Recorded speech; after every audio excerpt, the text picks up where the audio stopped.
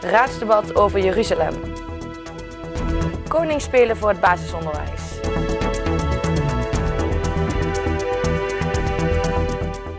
Het is vandaag 24 april. Dit is het Pelemaasjournaal.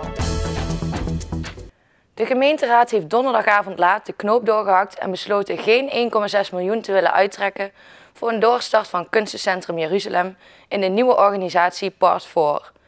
Men is bang dat Part 4 te veel een verhuurbedrijf zou worden in plaats van een echt kunstencentrum.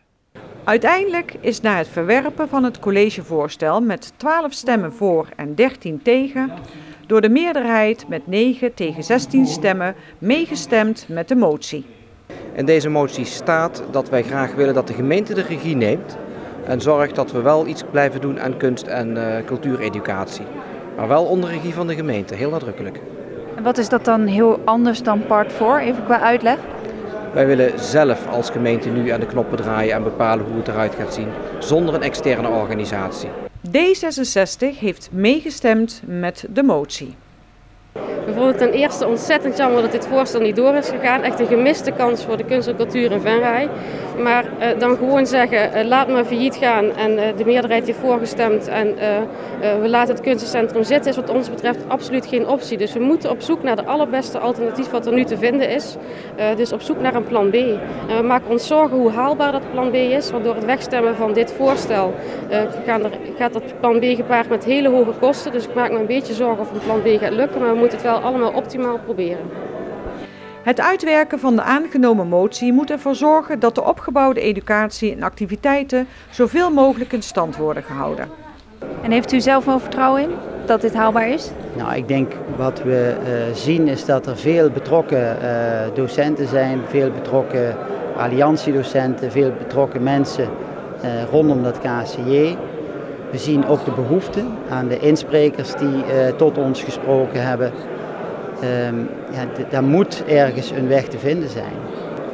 Belangrijk waren die vaststellingsovereenkomsten, die zijn nu weg.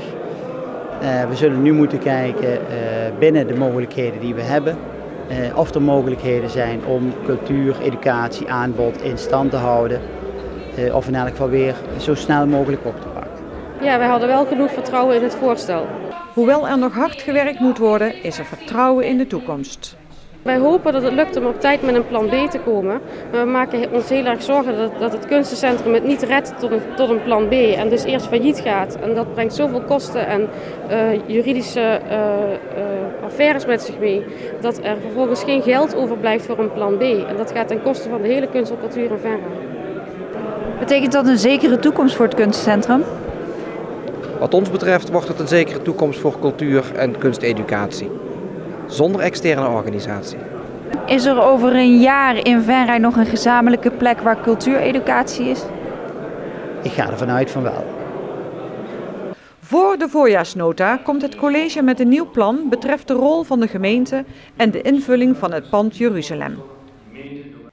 Koninklijk bezoek vrijdagmorgen op SBO Focus in Venray. Niemand minder dan koning Willem-Alexander en koningin Maxima openen de koningsspelen.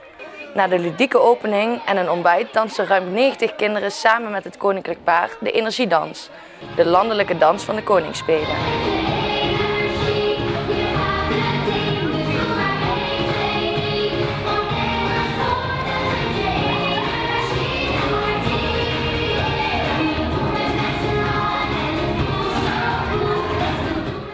Daarna begon de sport- en spellenochtend. Maar niet voordat Willem-Alexander en Maxima de opbrengst van de sponsorloop, die eind maart werd gehouden op school, bekend hadden gemaakt. De kinderen hadden het prachtige bedrag van €1087,18 bij elkaar gelopen.